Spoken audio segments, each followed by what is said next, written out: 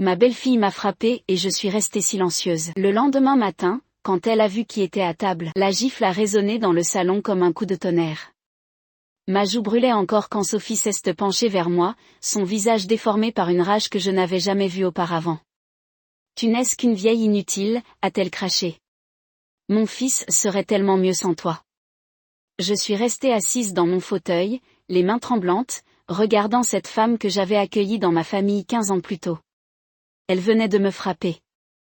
Ma propre belle-fille venait de lever la main sur moi dans ma propre maison. Et pourtant, je n'ai rien dit. Je suis restée parfaitement silencieuse, laissant couler une seule larme sur ma joue rouge. Elle a souri, ce sourire cruel que je commençais à connaître trop bien, avant de tourner les talons et de sortir en claquant la porte. Dans le silence qui a suivi, j'ai porté ma main à mon visage endolori. Mais mes doigts ont effleuré quelque chose d'autre, quelque chose qu'elle n'avait pas remarqué dans sa fureur. Le petit microphone discret caché dans le col de mon chemisier. Celui qui avait enregistré chaque mot, chaque menace, chaque aveu. Je me suis levée lentement, mes jambes tremblant non pas de peur, mais d'une émotion bien différente. Dans ma poche, mon téléphone vibrait. Un message de mon avocat. Tout était prêt. Le piège que j'avais minutieusement préparé pendant 6 mois était sur le point de se refermer. Sophie ne savait pas encore qu'elle venait de commettre sa dernière erreur. Elle ne savait pas qui j'étais vraiment, ce que j'avais construit, ce que je possédais. Elle ne savait pas que la fragile vieille dame qu'elle venait de frapper était sur le point de devenir son pire cauchemar. J'ai attendu qu'elle parte complètement, que sa voiture disparaisse au bout de l'allée bordée de cyprès, avant de retirer le microphone de mon col. Mes mains ne tremblaient plus. Cette clarté glaciale que je ressentais, c'était celle d'une femme qui venait enfin de comprendre l'ampleur de la trahison. Je me suis dirigée vers la cuisine, mes pas résonnant sur les tomates provençales que j'avais posées moi-même, il y a 40 ans, avec mon défunt mari. Chaque pierre de cette maison portait mon histoire, ma sueur, mes rêves. Et Sophie pensait pouvoir me l'arracher. J'ai versé l'enregistrement sur mon ordinateur, celui que mon petit-fils m'avait appris à utiliser et que Sophie croyait que je ne savais pas manier. Les fichiers se sont ajoutés aux autres. 6 mois d'enregistrement. 6 mois où j'avais joué le rôle de la vieille dame confuse et fragile pendant qu'elle se croyait libre de tout dire, de tout planifier. J'ai écouté sa voix haineuse une dernière fois. Cette maison devrait déjà être à nous. Dès qu'on se sera débarrassé de la vieille, on pourra enfin la vendre. Marc est tellement aveugle, il ne voit rien. Sa propre mère, et il ne voit pas à quel point elle est pathétique. Marc. Mon fils unique. L'enfant que j'avais élevé seul après la mort de son père. Celui pour qui j'avais travaillé jour et nuit pour qu'il puisse étudier à Paris, devenir architecte, réussir sa vie. Le soleil se couchait derrière les collines de Provence, teintant le ciel de rose et d'orange. J'ai fermé les yeux, respirant profondément l'odeur de lavande qui entrait par la fenêtre ouverte. Cette maison, ce bout de paradis niché dans les montagnes du Luberon, c'était tout ce qui me restait de l'homme que j'avais aimé. Pierre et moi l'avions acheté en ruine, une vieille bergerie abandonnée que personne ne voulait. Nous avions passé 10 ans à la restaurer, pierre par pierre, week-end après week-end. Il était tombé du toit en posant les dernières tuiles. Une chute stupide, un moment d'inattention. Il est mort 3 jours plus tard à l'hôpital, me laissant seul avec Marc qui n'avait que 12 ans et cette maison qui était notre rêve commun. J'avais continué seule. J'avais travaillé comme infirmière à l'hôpital d'Avignon, enchaînant les gardes de nuit, économisant chaque centime. J'avais terminé la maison, élevé mon fils, payé ses études. Je n'avais jamais rien demandé à personne.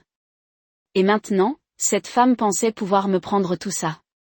Mon téléphone a vibré à nouveau. Un autre message de Maître Dubois, mon avocat. Les documents sont prêts. Rendez-vous demain matin à 9h. Tout se mettait en place, mais il me manquait encore une chose, une dernière pièce du puzzle. Je devais être sûre que Marc était impliqué ou s'il était vraiment aussi aveugle que Sophie le prétendait. La nuit est tombée sur la Provence, apportant avec elle cette fraîcheur qui fait du bien après les chaleurs d'août. Je suis sortie sur la terrasse, celle que Pierre avait construite avec ses propres mains, dominant la vallée où scintillaient les lumières du village de Roussillon. Combien de soirées avions-nous passé là, à rêver de l'avenir, à planifier notre retraite paisible? Il n'avait jamais vu cette retraite. Moi non plus, d'ailleurs. J'avais 68 ans et je travaillais encore, 3 jours par semaine à la pharmacie du village. Pas parce que Jeanne avait besoin financièrement, non. J'avais plus d'argent que Sophie ne pourrait l'imaginer. Mon mari m'avait laissé une assurance vie conséquente, et j'avais su l'investir intelligemment. Cette maison, elle valait facilement 1 million d'euros maintenant, peut-être plus avec le marché immobilier qui explosait dans le Luberon. Mais Sophie ne savait rien de mes finances. Elle me croyait pauvre, dépendante de Marc, accrochée à cette maison comme seul bien. C'était exactement ce que je voulais qu'elle pense. J'ai entendu une voiture remonter l'allée. Marc rentrait tard, comme d'habitude depuis quelques mois. Sophie avait réussi à le convaincre d'acheter un appartement à Aix-en-Provence pour être plus près de son travail. En réalité, je savais maintenant que c'était pour l'éloigner de moi, pour m'isoler progressivement. Je suis rentrée rapidement à l'intérieur, reprenant mon rôle. Marc est entré, l'air fatigué. Sa chemise était froissée, ses cheveux en désordre. Il avait 43 ans maintenant, mais ce soir-là, il ressemblait encore à ce petit garçon qui se blottissait contre moi après la mort de son père. « Maman, tu es encore debout ?» Il avait l'air surpris, presque contrarié. « Oui mon chéri, je ne trouvais pas le sommeil. » J'ai fait semblant de tituber légèrement, jouant mon rôle de vieille femme fragile à la perfection. Il ne m'a pas aidé à m'asseoir. Il ne m'a même pas demandé si j'allais bien. Il est allé directement au réfrigérateur, a pris une bière, et s'est laissé tomber sur le canapé. « Sophie n'est pas avec toi ?» Ma question était innocente, mais je connaissais déjà la réponse. Non, elle est restée à l'appartement. Elle avait des choses à faire. Des choses à faire. Comme planifier ma disparition, probablement. « Maman, il faut qu'on parle. » Mon cœur s'est serré. C'était le moment. Le moment que j'attendais et que je redoutais à la fois. Tu sais, cette maison, c'est beaucoup de travail pour toi toute seule. Tu te fais vieille. Sophie et moi, on pense que ce serait mieux pour toi d'envisager quelque chose de plus petit, peut-être un appartement au village, ou même une résidence pour personnes âgées. Il y en a une très bien à Cavaillon. Chaque mot était comme une gifle, pire que celle de Sophie. Parce que c'était mon fils. Mon propre fils qui me disait ça. Et la maison ? Ma voix était faible, parfaitement contrôlée pour paraître brisée. Eh bien, Sophie et moi pourrions la racheter. On te ferait un bon prix, et avec cet argent, tu pourrais vivre confortablement pendant des années. Un bon prix. Pour la maison qui valait 1 million d'euros, celle dans laquelle j'avais investi toute ma vie, tous mes souvenirs avec son père. Mon fils venait de confirmer tout ce que Sophie avait dit dans mes enregistrements. Il était complice. Peut-être pas du plan pour me faire interner, peut-être ignorait-il la violence de sa femme, mais il était complice de cette tentative de me voler ma maison. Cette nuit-là, j'ai pleuré pour la première fois depuis des mois. Pas de peur, pas de tristesse pour moi-même. Je pleurais pour le fils que j'avais perdu, pour l'homme qu'il aurait dû devenir et qu'il n'était pas. Je pleurais aussi de soulagement, parce que maintenant, je savais. Je n'avais plus de doute. Je pouvais agir sans culpabilité. Le lendemain matin, je me suis réveillée avec une clarté absolue. J'ai enfilé ma plus belle robe, celle en lin bleu que Pierre aimait tant. J'ai coiffé mes cheveux blancs avec soin, mis du rouge à lèvres. Quand je me suis regardée dans le miroir, j'ai vu non pas une vieille femme fragile, mais une guerrière. Une survivante qui n'allait pas se laisser faire. À 8h pile, j'étais dans le bureau de Maître Dubois à Apt. C'était un homme de 50 ans, ancien camarade d'université de Pierre, quelqu'un en qui j'avais toute confiance. « Claire » a-t-il dit en me tendant une épaisse enveloppe. « Tout est là. Les documents de propriété confirmant que la maison est entièrement à votre nom. Les relevés bancaires prouvant votre situation financière stable. Et surtout, les transcriptions de tous les enregistrements que vous m'avez envoyés. » J'ai ouvert l'enveloppe. En plus de mes enregistrements, Maître Dubois avait fait des recherches approfondies sur Sophie. Ce qu'il avait découvert m'avait glacé le sang quand il me l'avait révélé par téléphone la semaine précédente. Sophie Mercier, née Blanchard, avait déjà fait cela. Sa propre mère était morte dans des circonstances mystérieuses 5 ans auparavant, juste après avoir été placée dans une maison de retraite contre son gré. Sophie avait hérité de tout. Une maison à Lyon, des économies substantielles. Mais l'argent était parti en quelques années, dilapidé dans des voyages luxueux et des achats compulsifs. Maintenant, elle s'attaquait à sa belle famille.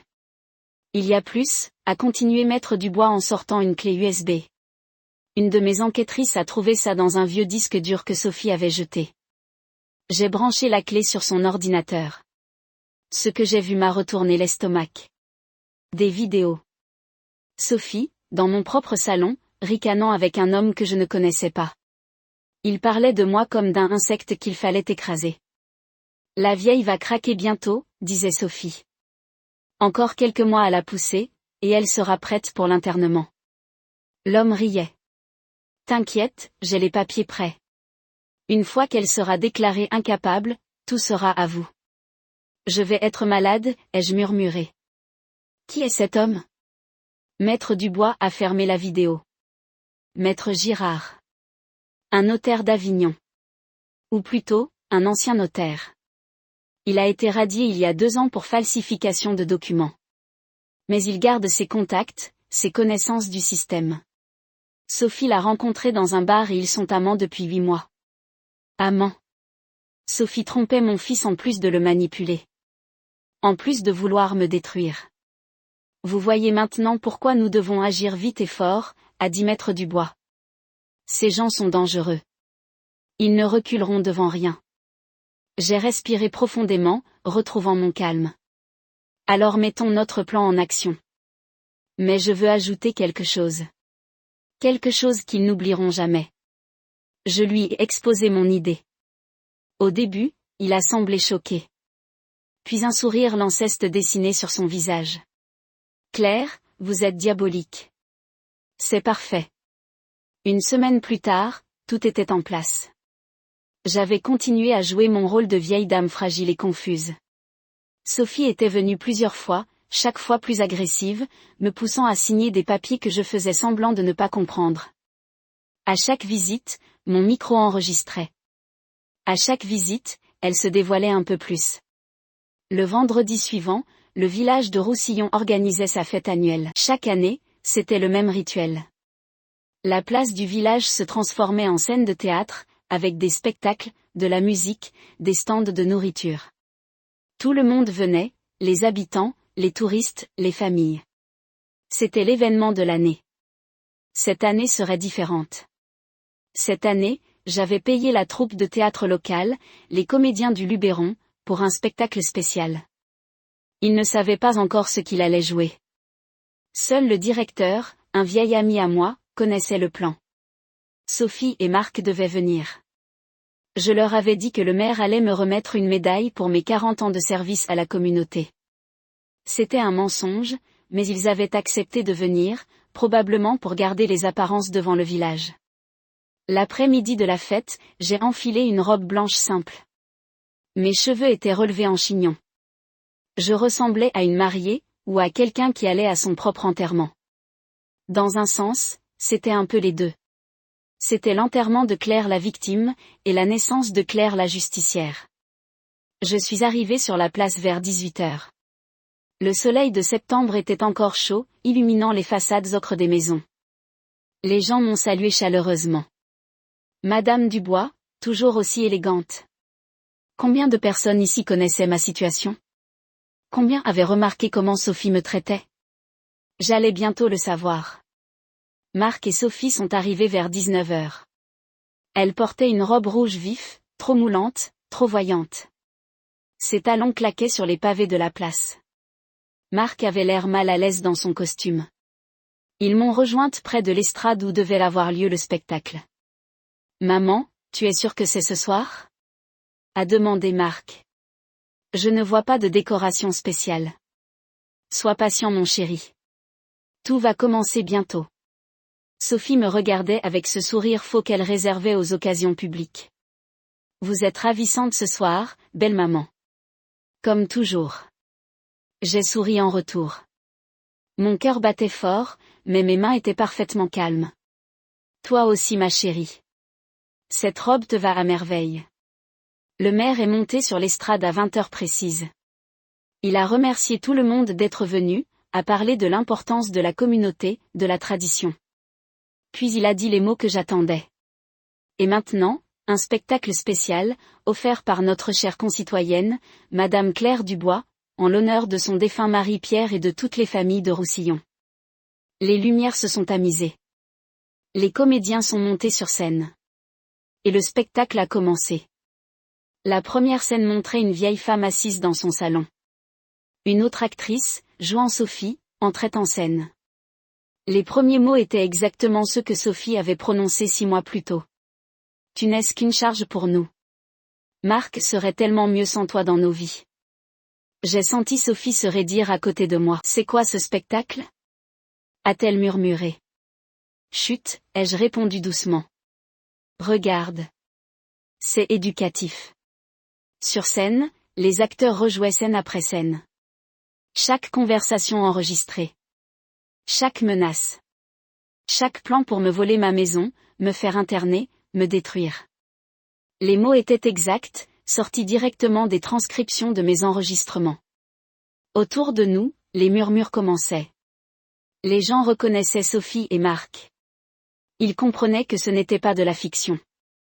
Le visage de Sophie était devenu blanc comme un linge. Marc était figé, la bouche ouverte. Qu'est-ce que c'est que cette mascarade? A craché Sophie en se levant. La scène suivante a commencé avant qu'elle ne puisse partir. C'était la vidéo. Projetée sur un grand écran derrière les acteurs. Sophie et Maître Girard dans mon salon, parlant de me faire interner, riant de ma naïveté supposée. La foule a retenu son souffle. Puis quelqu'un a crié. Monstre! C'était Madame Roussel, la boulangère, celle qui me vendait mon pain chaque matin depuis 30 ans. Sophie a essayé de descendre de la place, mais les gens bloquaient maintenant tous les passages. Ils voulaient voir. Ils voulaient savoir. Sur scène, les acteurs ont continué. Ils ont montré la scène où Sophie me gifle. L'actrice a reproduit le geste avec une précision terrifiante. La foule a explosé en cris de colère. Appelez la police. Comment peut-on faire ça à sa belle-mère? C'est dégueulasse. Marc était immobile, regardant l'écran où sa femme embrassait son amant. Il se tournait vers elle, puis vers moi, puis vers l'écran, comme s'il ne pouvait pas croire ce qu'il voyait. Sophie, c'est vrai? Tout ça, c'est vrai? Elle a essayé de mentir. C'est des montages. Elle est folle. Elle invente tout. Mais sa voix était trop aiguë, trop désespérée. Personne ne la croyait. Le spectacle a continué pendant encore 20 minutes. Chaque détail de leur plan était exposé devant 300 personnes. Les recherches sur les maisons de retraite. Les faux documents préparés par Maître Girard. Les conversations où Sophie parlait de la mort mystérieuse de sa propre mère. Cette dernière révélation a été le coup de grâce. Un homme dans la foule a crié. J'ai connu votre mère. Elle ne voulait pas aller dans cette maison de retraite. Elle disait que vous la forciez. Et 3 mois plus tard, elle était morte. Sophie a perdu son calme. Elle s'est mise à crier, à accuser tout le monde, à menacer de poursuites judiciaires. Mais plus elle parlait, plus elle s'enfonçait. Ces mots confirmaient tout ce que le spectacle venait de révéler. Finalement, les gendarmes sont arrivés. Pas pour m'arrêter moi, comme Sophie l'a d'abord cru. Pour elle. Maître Dubois leur avait remis tous les enregistrements, toutes les preuves, 2 jours auparavant. Ils avaient un mandat d'arrêt pour fraude, tentative d'extorsion, et abus de faiblesse sur personnes vulnérables. Quand ils ont passé les menottes à Sophie, elle s'est débattue comme une furie. C'est elle. C'est la vieille. C'est elle qui m'a piégée.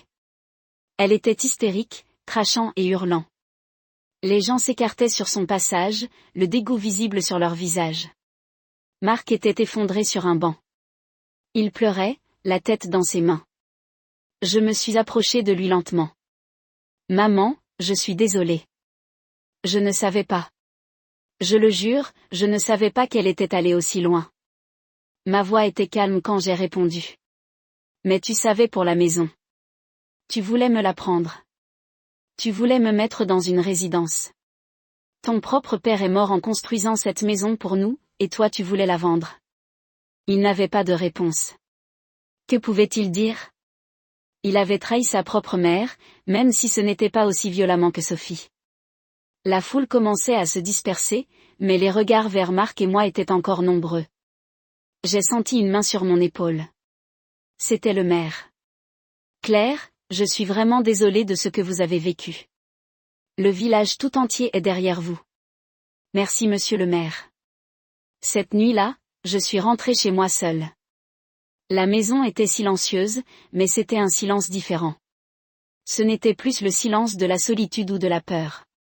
C'était le silence de la victoire, de la paix retrouvée. J'ai regardé la photo de Pierre sur la cheminée. Tu aurais été fier de moi mon amour. Je nous ai défendus.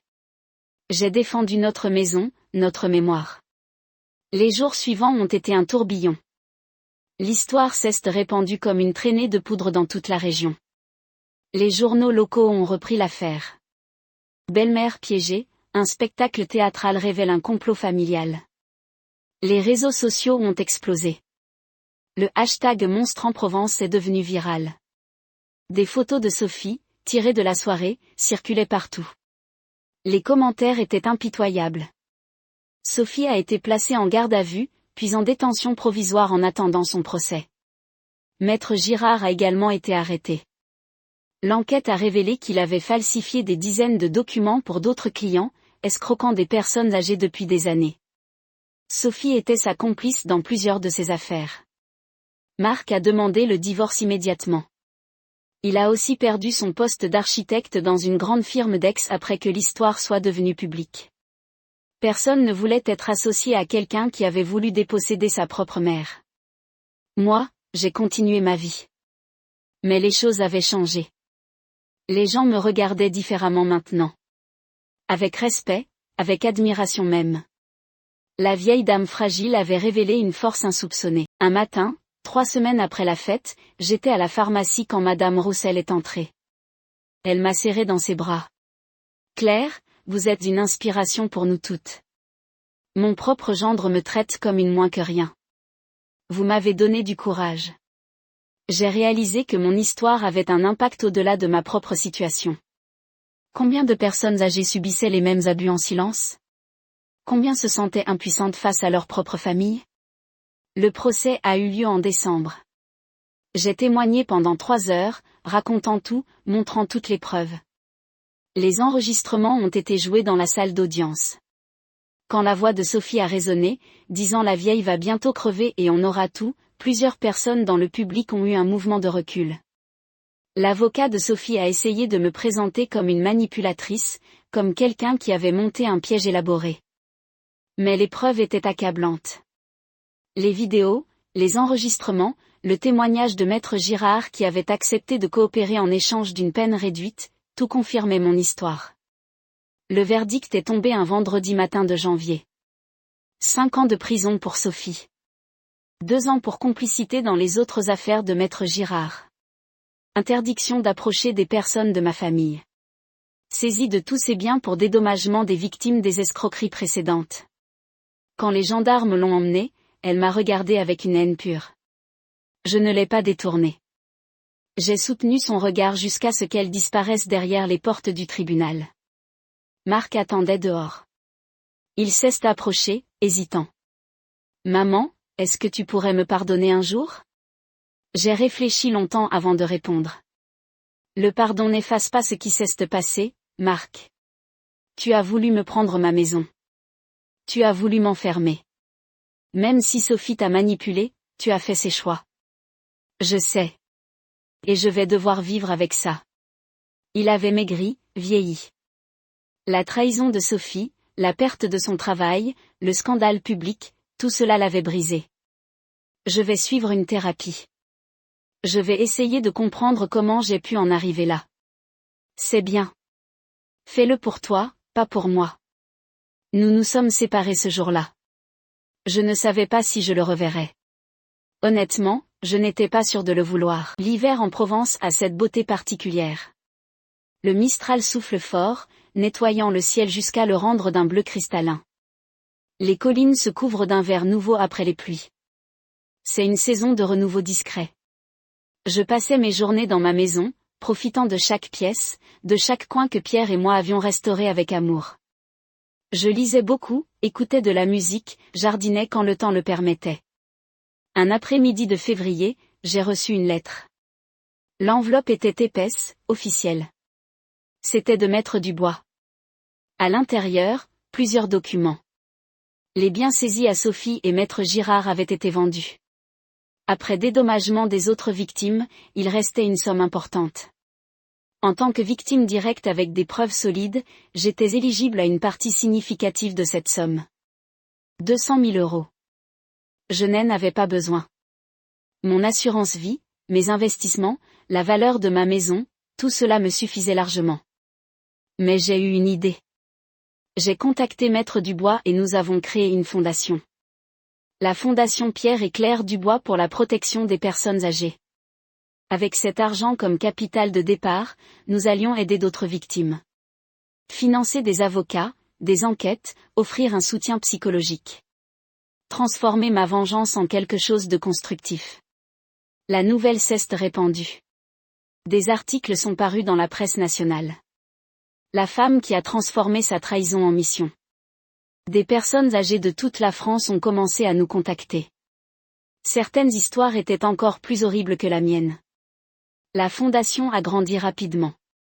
Un jour de mars, alors que le printemps explosait dans les champs de lavande, j'ai reçu une visite inattendue. Marc se tenait à ma porte. Il avait les cheveux coupés courts, une barbe naissante.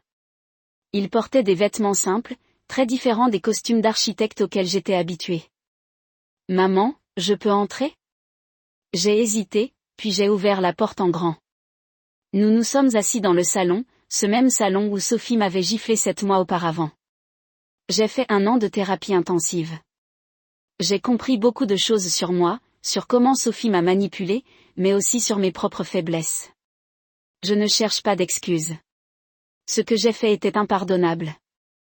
Mais je voulais que tu saches que j'ai changé. Je me suis portée volontaire pour travailler avec ta fondation. Gratuitement. Je veux utiliser mes compétences d'architecte pour aider à adapter des maisons pour personnes âgées, les rendre plus sûres, plus accessibles. J'ai regardé mon fils. Cet homme de 43 ans qui avait l'air d'en avoir 60 après ce qu'il avait vécu. Tu ne cherches pas à revenir dans mes bonnes grâces ? Non. Je sais que ce que j'ai fait ne peut pas être effacé. Je veux juste essayer de réparer un peu du mal que j'ai causé. Seulement à toi, mais à toutes les personnes qui ont souffert comme toi. Nous avons parlé pendant des heures. Pour la première fois depuis des années, j'ai retrouvé quelque chose du garçon que j'avais élevé.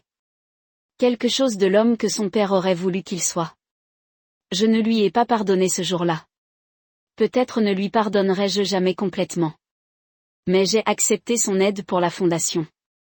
Sous supervision stricte, et seulement pour des projets spécifiques. L'été est revenu. 1 an exactement après le début de cette histoire. La fête du village approchait à nouveau. Cette fois, le comité m'a demandé de présider l'événement. J'ai refusé poliment. Je ne voulais pas être au centre de l'attention. Je voulais juste profiter de ma vie retrouvée. Mais j'ai accepté de parrainer un spectacle de la troupe de théâtre locale. Cette fois, ce serait une comédie légère, quelque chose pour faire rire les gens et oublier le drame de l'année précédente. La veille de la fête, je suis montée sur la terrasse au coucher du soleil. La vue était toujours aussi magnifique. Les collines ondulaient jusqu'à l'horizon, couvertes de champs de lavande en fleurs. Le ciel était strié de rose et d'or. J'ai pensé à Pierre, à notre vie ensemble, à tout ce que nous avions construit. J'ai pensé à Sophie, enfermée dans sa cellule, payant pour ses crimes. J'ai pensé à Marc, essayant de reconstruire sa vie et de racheter ses erreurs. Et j'ai pensé à moi. À cette femme de 68 ans qui avait refusé d'être une victime. Qui avait combattu et gagné. Qui avait transformé sa douleur en action positive pour aider d'autres. Le vent a apporté l'odeur de la lavande, cette odeur qui définit la Provence. J'ai fermé les yeux et j'ai souri. Pour la première fois depuis si longtemps, j'étais vraiment en paix. Mon téléphone a vibré. Un message de Maître Dubois. 3 nouvelles familles aidées cette semaine grâce à la fondation. Vous devriez être fiers. J'étais fière. Pas d'avoir vengé, pas d'avoir exposé Sophie publiquement. J'étais fière d'avoir survécu, d'avoir gardé ma dignité, et d'avoir trouvé un moyen de transformer quelque chose de terrible en quelque chose de positif. Les semaines ont passé, rythmées par le travail à la fondation. Nous avions maintenant une petite équipe. 2 avocats à temps partiel, un psychologue, et Marc qui supervisait les projets d'adaptation de logement. Chaque cas était différent, mais tous avaient le même fond. Des personnes âgées exploitées par leur propre famille, ou par des escrocs professionnels. Des histoires qui me rappelaient la mienne, mais souvent encore plus graves.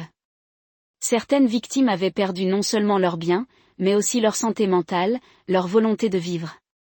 Un matin de septembre, exactement 1 an après la fameuse fête, j'ai reçu un appel étrange. C'était une journaliste de Paris qui voulait faire un documentaire sur mon histoire et sur la fondation. Au début, j'ai refusé. Je n'aimais pas l'idée d'exposer ma vie encore plus publiquement. Mais elle a insisté. Madame Dubois, votre histoire pourrait aider des milliers de personnes. Pas seulement les victimes, mais aussi les familles qui ne se rendent pas compte de ce qui se passe. Cela pourrait prévenir tant de drames. J'ai accepté finalement, à condition que le documentaire se concentre sur la fondation et les autres victimes, pas seulement sur moi. Le tournage a duré 3 mois. L'équipe a filmé la maison, le village, les réunions de la fondation. Ils ont interviewé des gens que nous avions aidés. Certains témoignages étaient déchirants. Une vieille dame de 82 ans dont le fils avait vidé tous ses comptes bancaires. Un homme de 75 ans que sa belle-fille avait physiquement abusé pendant des années. Ils ont même obtenu une interview de Sophie en prison. Elle refusait toujours d'admettre sa culpabilité complète, se présentant comme une victime des circonstances. Mais son amertume et sa manipulation transparaissaient à chaque phrase. Les téléspectateurs verraient exactement qui elle était vraiment. Le documentaire est sorti en janvier, diffusé en prime time sur une grande chaîne nationale. 3 millions de téléspectateurs. Le lendemain, le standard de la fondation a été submergé d'appels. Des victimes demandant de l'aide. Des bénévoles offrant leurs services. Des donations pour soutenir notre travail. En 1 semaine, nous avons reçu plus de 500 000 € en dons. L'histoire avait touché quelque chose de profond chez les gens. La peur de vieillir, d'être vulnérable, d'être exploité par ceux en qui on a confiance. Mais aussi l'espoir qu'il était possible de se défendre, de retrouver sa dignité. Le gouvernement a même contacté Maître Dubois. Il voulait consulter la fondation pour créer de nouvelles lois protégeant mieux les personnes âgées. Notre travail devenait national. Un soir de février, après une longue journée de réunion, je suis rentrée épuisée mais satisfaite. La maison était chaude, accueillante. J'ai préparé une soupe de légumes, celle que Pierre aimait, et je me suis installée devant la cheminée avec un livre. Le téléphone a sonné. C'était Marc. Maman, j'ai quelque chose à te dire. Sa voix était étrange, hésitante. Un des projets que je supervisais, c'était pour une dame de 70 ans à Marseille. Son fils la maltraitait, la gardait prisonnière dans une chambre minuscule. Nous avons réussi à la sortir de là, à la placer dans un appartement adapté sécurisé. Aujourd'hui, elle m'a pris les mains et m'a dit quelque chose. Elle m'a dit qu'avant, elle pensait que tous les fils étaient des monstres.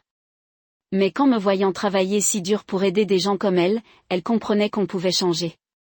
Que le mal qu'on a fait ne définit pas forcément qui on est pour toujours. J'ai senti ma gorge se serrer. Et toi, qu'est-ce que tu en penses? Je pense qu'elle a peut-être raison. Je pense que je serai toujours marquée par ce que j'ai fait, par comment j'ai trahi ta confiance et celle de papa.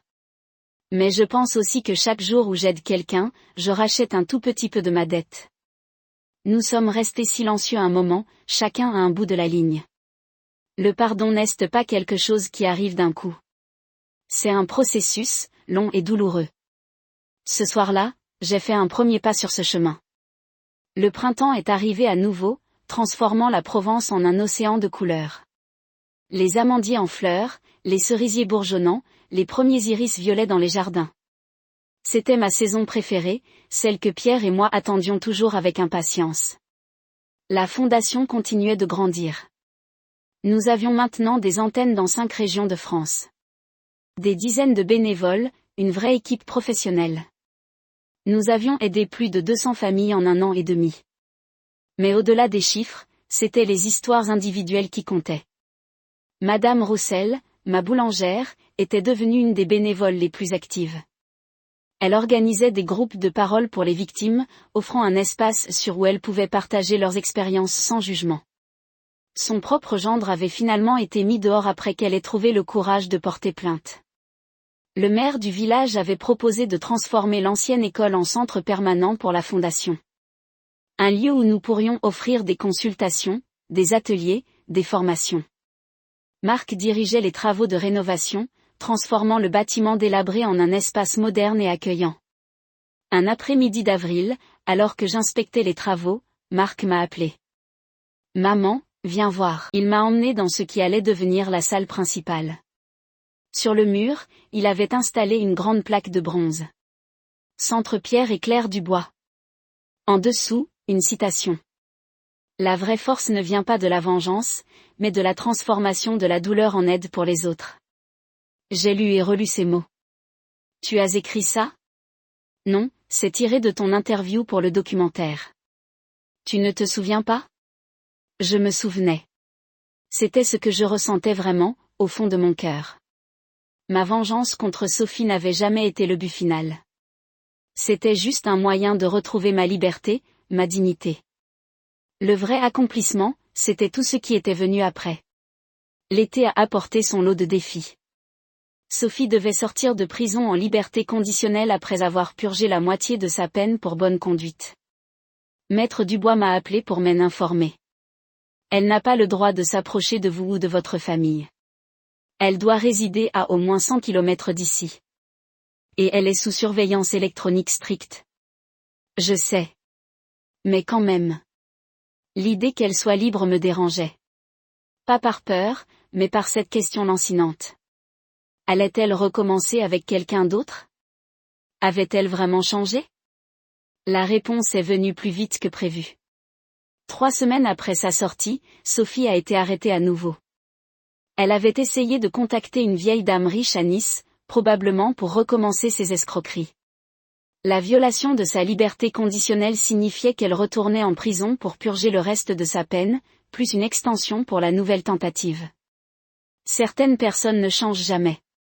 Sophie était l'une d'elles. Mais d'autres pouvaient changer. Marc en était la preuve. Il avait transformé sa vie, trouvé un but dans l'aide aux autres. Il n'effacerait jamais ce qu'il avait fait, mais il construisait quelque chose de nouveau par-dessus.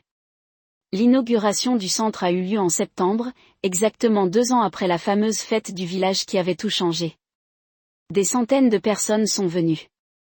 Des victimes que nous avions aidées, des officiels du gouvernement, des journalistes, des habitants du village. J'ai prononcé un discours.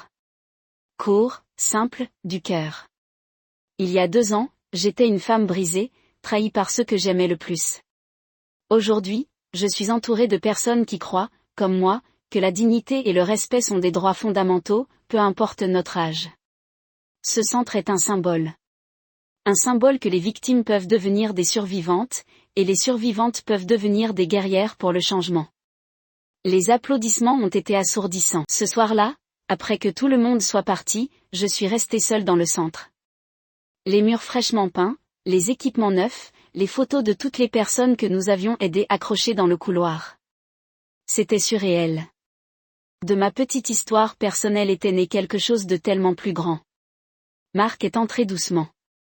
Je pensais te trouver ici. Il s'est assis à côté de moi sur un des nouveaux fauteuils. Papa serait fier. De toi, de tout ça. Je l'espère. Tu sais, maman, j'ai passé tellement de temps à regretter, à avoir honte. Mais aujourd'hui, pour la première fois, je me sens fière. Fière de faire partie de quelque chose de bien. Nous sommes restés là en silence, regardant par la fenêtre les lumières du village. Le chemin avait été long, douloureux, tortueux. Mais nous étions arrivés quelque part de nouveau, quelque part de meilleur. L'automne est passé dans une frénésie d'activités. Le centre était plein chaque jour. Des consultations, des ateliers, des groupes de soutien. Nous avions même créé un programme de formation pour les travailleurs sociaux et les avocats, leur apprenant à reconnaître les signes d'abus financiers et émotionnels envers les personnes âgées. La fondation était devenue une référence nationale. D'autres pays commençaient à nous contacter pour reproduire notre modèle. Belgique, Suisse, Canada. L'idée se répandait. Un matin de novembre, j'ai reçu une lettre officielle.